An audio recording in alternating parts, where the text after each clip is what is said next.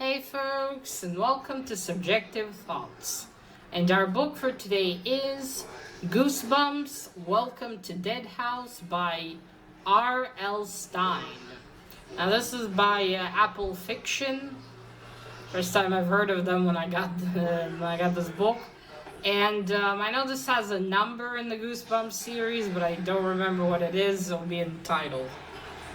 Alright, now there is death, dead people, murder of a pet, and weird shit in this one, so if you are in any way squeamish, you have been warned. Also, spoilers. Alrighty. Now, it's been quite a... well, actually, not even a long while. It's been years since I read a Goosebumps book. At least, I think, at least 4 years, maybe. Because I think a few years ago, 4 years ago, I went to the library and I might have borrowed one. I don't remember exactly, but yeah, it's been a few years. The first time I read Goosebumps was in school. I was almost a teenager. I don't know the book's name, the name of the books, I mean, but I read one where a girl wishes she was invisible or the only one in the world. And then there was one about these two kids, brother and sister, who go to their grandparents and find out their grandparents are ghosts, I think. And the one is called the Cuckoo Clock of Doom, I think it was. Ryan from Madman Reads and Rocks reminded me of the name. He heard the description of the book, I think, and after he said, I was like, yeah, that's the name. And one with the brother and sister who were prince and princess, and one of the, magicians of their kingdom send them to the future. Something like that. I really want to find that one again. I loved it.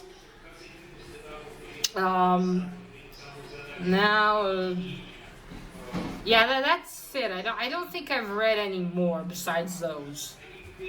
Yeah, I'm pretty sure those are the only ones I read. And as I've said in a different video, I bought some off my friend. He has ones in English. So I bought a few. And this is one of the ones that seemed interesting. Alright, so I'm sure many know the Goosebumps books. There's a TV series I know. There's a movie too, but of like a more mature version of the books with Jack Black. He played R.L. Stine. I think in my haul video I called him Earl L. Stine because Joe said Earl. I'm like, Earl? Oh yeah, R.L. Stine. Yeah, because I don't know why I called him Earl. Anyway. Right, so, it looks like the premises of these books are, pretty similar. It's kind of how it is with the Animorphs. Well, which is, it's fun. It's fun to read these. You don't have to think too much. There's some, not some. There's quite a lot of entertainment. Alright, so in this one we have, again, two kids. If R.L. Stine has something with siblings. But anyway, we have this family. The dad got a house from some old uncle of his. He inherited him a big house, so the family's planning to move there. The story starts with them going to see the house. The kids, brother and sister, the sister is Amanda and the brother is Josh. They're a year apart. They don't want to move, leaving their old friends behind. They lived all their lives in the old house. She's 12, he's 11. So, they don't want to move, but, in the end, what choice they have, the parents decide. The dad really wants to move there because he wants to be a writer. Although, after it's mentioned in the first part, it's not mentioned later. Well, later they have more pressing matters. But yeah, so they all move there. Amanda says goodbye to her friends. Looks like Josh doesn't have any friends because he don't mention. Well, to be fair, Amanda is our narrator, so we're gonna, I guess, see more things from her perspective. Anyway, they move into this house. You know, it's old. It's a bit creepy. Amanda, when they first arrive there on the first day just to see it, she sees a boy looking up from the second floor. Josh is very much against them moving. He doesn't like it there. He doesn't want to go there. But what to do? So after a few weeks of packing, they move to the new house. There's a lot of problems. Also, their dog. They have a little terrier named Petey, and he's very much against the man, like the realtor that shows them to the house and to the house in general. He doesn't like it there. And he's barking, and he's just as upset as Josh. His name is Mr. Dowse. I'll leave it here on screen. I'm not sure. I'm just going to call it Mr. D. So yeah, Petey doesn't like Mr. D. Doesn't like the house. He's freaking out. When they first arrive there, he runs, and they have to... Josh and Amanda have to go, find him. And now Josh goes to find him because he refuses at first to enter the house. And when the Amanda and her parents, they get out after seeing the house for half an hour, they don't see Petey or Josh. That's because Petey escaped to the cemetery. They moved. This house is located in this weird town. It's quite dead looking. Well, anyway, after that, as I said, they move in. Amanda keeps hearing giggles, whispering. Curtains are moving on their own. She's telling her parents, but, they don't believe her. They're telling her she's just tense. Josh is still, of course, upset. But, their parents are busy, unpacking, painting, all that kind of stuff. And then the kids on their, first day actually in the house, on the second day, parents tell them, go have a walk. They meet the other neighborhood kids, and again, this town seems very weird. Everything's dead. There don't seem to be many people. There's all these trees around the houses giving a lot of shade. For some reason, everything's, weird. So Amanda and Josh befriend the kids. They play with them. And then there's one weird incident where it's pretty cloudy outside, but it's starting to get brighter. And one of the kids blows a whistle, and they all suddenly run home. Like they skedaddle, like cockroaches when you turn on the light in the kitchen at 3 a.m. They're like, that, let's get out of here, guys. But before that, when they first meet them, they meet first this boy named Ray. And he looks familiar to Amanda because he's the boy that's been staring at her from the second floor where she sleeps now. And he also tells them, I used to live in your house. And, Josh and Amanda find that a bit weird. What do you mean you used to live in our house? When? Well, now I live somewhere else. Well, anyway, there's an incident where only Amanda notices because Petey's barking at all the kids. Josh is trying to calm him down. And it looks like they're about to, there's a circle around them. It looks like they're about to possibly kill Josh and Amanda. But then Mr. D arrives suddenly and they don't do it. And Amanda's thinking, maybe I just imagined the whole thing. Anyway, a bit more time passes, I think a week, maybe less. And one time when they all play together, PT disappears. And, of course, Josh and Amanda, they're freaking out. Where's Petey? Because he was tied to the fence with a leash as they were playing. They never had to put a leash on him, but since this town, they did. So they go looking for him for hours. Then Amanda says, let's go back. Maybe he went home. They return home, and sadly, no Petey. Only Mom agrees to take them driving around to see if they can find him. But unfortunately, they can't. They call the police. The whole family's upset. But that night, Mom and Dad are invited to some pitlock party or a dinner party or something like that to one of the neighbors' house. So they go. Josh and Amanda stay home.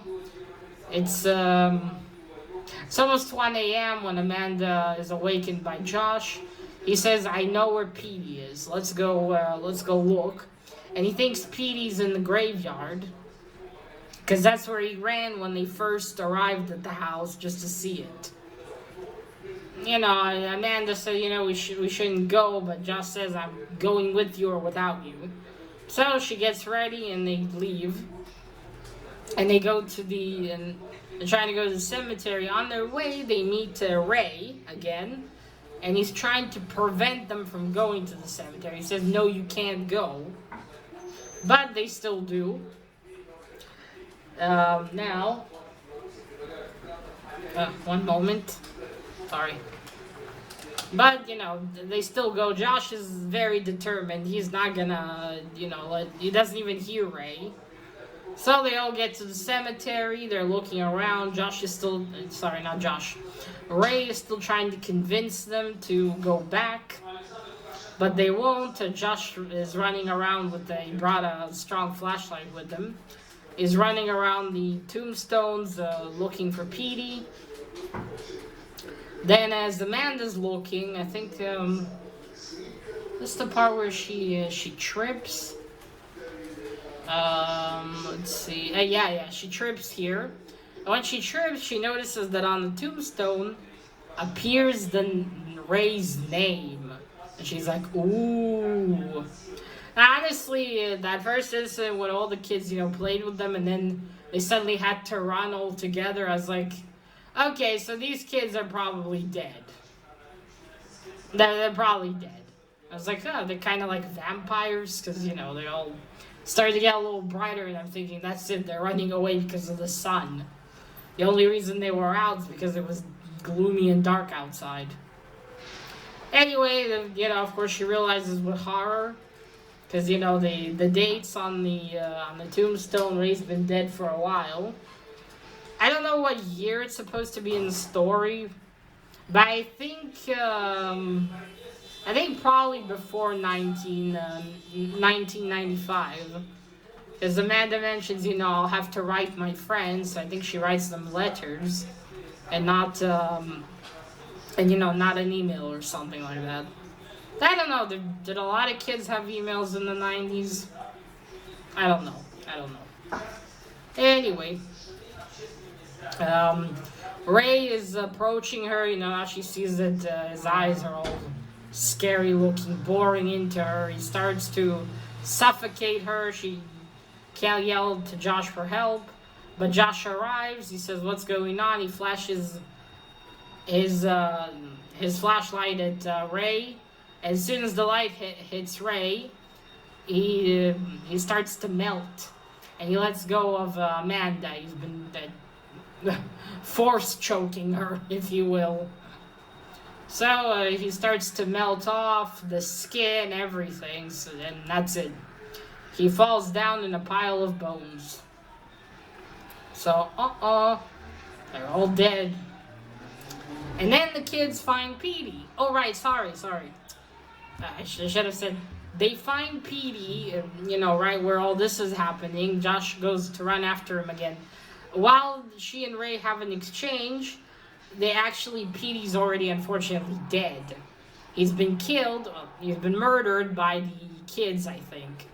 I think when they were playing, one of the kids must have released Petey and took him, and they killed him because first of all, he stinks, and he doesn't seem to recognize them. The reason for that is that he's dead. They murdered him. The reason he was barking, it was kind of like with cats sometimes. They sense the evil. So they had to get rid of him, essentially. So Amanda doesn't have a moment to tell Josh. And then they run home. They're like, we got to get out of here. We got to go get Mom and Dad, because we also learned that all the other kids also lived in that house. And that house, that's why they all said, I lived in your house. The kids run back home. They tried looking for their parents. It's 2 a.m. almost, and the parents aren't back yet. As they're home, suddenly all the other children appear. There's there's a group of them.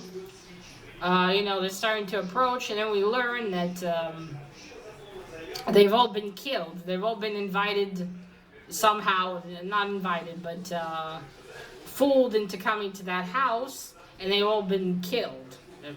Murdered. So now they're a part of this dead town. The entire town is dead. And they need every once in a while to get fresh blood. Which is interesting, like one family of 4 is enough to feed them all. It's quite a lot of people. Well, not to be fair, they're not vampires, so, it's not like a meat bag per ghost, I suppose. So I guess it's okay. They start to approach them, the kids don't know what to do. But then Mr. D arrives. He's fanatically knocking on the door. And then all the ghost kids disappear. They open the door and he's like, kids, me and your parents are just attacked. We were at the dinner party. We managed to escape. Come on, let's go. I'll take you to them and we'll leave. So they, obviously they trust him. They go with him. And he takes them, and as they walk, he says, I forgot to mention, in the cemetery, there's like an amphitheater that was looked like it was built, where all the townspeople meet, as Ray tells us. So that's where they're all heading. There's also a big tree there that's giving them shade. Now they start to go towards the amphitheater. It's already, it's getting closer and closer to morning. And as they go there, Josh trips on their way. And when he trips, he sees, very conveniently, of course, he sees Mr. D's tombstone. Naturally, he's also dead. And that's when we learn that Mr. D, and it wasn't always a realtor, that he worked in a factory not far from the town, and some chemical got released and they all died. And since then they've been luring unsuspecting victims. Now his dad doesn't have an uncle at all. It was all a ruse to get them there. But you'd think you'd know if you had a grand uncle with the name they gave, but maybe you don't. The kids, no, not the kids. So they all learned that everyone died, and they were all angry, as Mr. D says, and they just, didn't rest, and so they started luring people and killing them to continue parading around, I suppose. Yeah, I guess. Yeah, probably. So, Mr. D tells him that he grabbed Amanda. Amanda yells at Josh to point the flashlight at him, but unfortunately the flashlight broke as he fell. But I don't remember what distracts him, but something distracts him. He lets go momentarily of Amanda. It doesn't let go. He loosens his grip, and she manages to escape. And she and Josh start running because morning is approaching, or dawn's approaching. Mr. D can't leave the shadows. He can't follow them, or else he'll melt. Anyway, the kids run forward. They reach, but then they hide behind a marble statue because they see all the townspeople come out of their graves and start to go towards the amphitheater where their parents are going to be sacrificed. So they'll become like them. So they reach up the tree. Down below it is the amphitheater. Their poor parents are tied up, about to be sacrificed. Josh and Amanda are freaked out. But then Amanda gets a plan. We'll knock the tree trunk. It's a big... Oh, no, it's a tree. We'll knock the tree because it's already very weak, and then they'll all be exposed to the sun, like vampires, and then they'll melt. At first, it looks like they can't do it. The tree won't budge. But then, conveniently, as Amanda just leans on it to sort of cry, it falls. It rolls down, and all the dead people start screaming down below because they're all melting. One of the girls that Amanda quite liked, what was her name? Sarah? No, it wasn't Sarah. Well, anyway, never mind. One of them, she thanks Amanda, for doing this, because now they probably can all rest after being alive. Well, that's it. All the ghosts melt. Amanda and Josh run to their parents, and their parents are very happy. Then later we get to the parents packing everything. Dad's saying, "Good thing we didn't sell the old house." Well, now for sure the parents believe Amanda of all the creepy shit she's been telling them has been happening. They pack up all their stuff and they're about to leave, but Amanda has this weird urge to go back and look at the house one more time. And as she's standing there, a new family arrives at the house.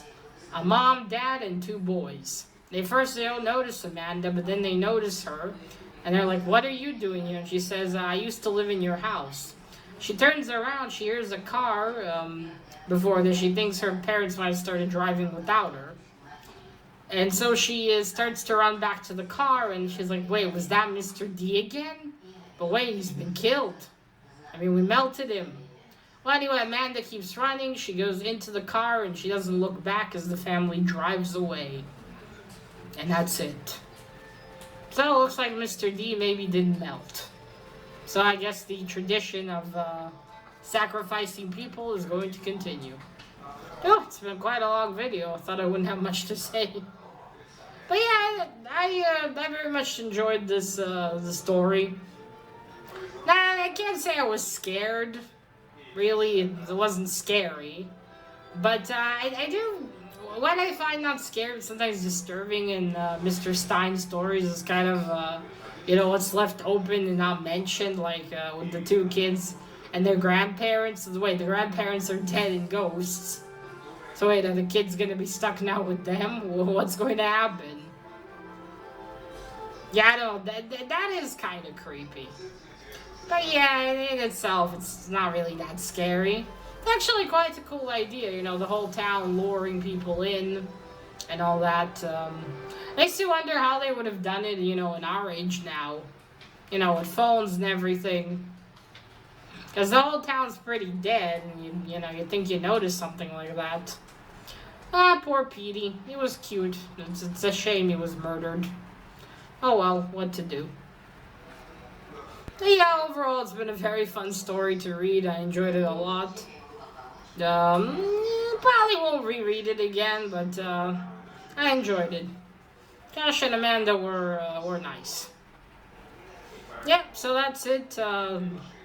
Let me know if you read this particular Goosebumps book. What did you think about it? I don't think this one. I know there's some stories that continue, like the one with the doll. Oh look, you can see someone there in the window. I gotta say the Goosebumps covers are quite cool. I'm glad that in the Hebrew translations we often just have the original cover on them. Some Hebrew translation covers, as I said, they're fuck ugly. Alright, so that is it, folks. Remember, collect what you're passionate about and share it on YouTube. And if you get an inheritance from a weird uncle, make sure you check him first. Bye!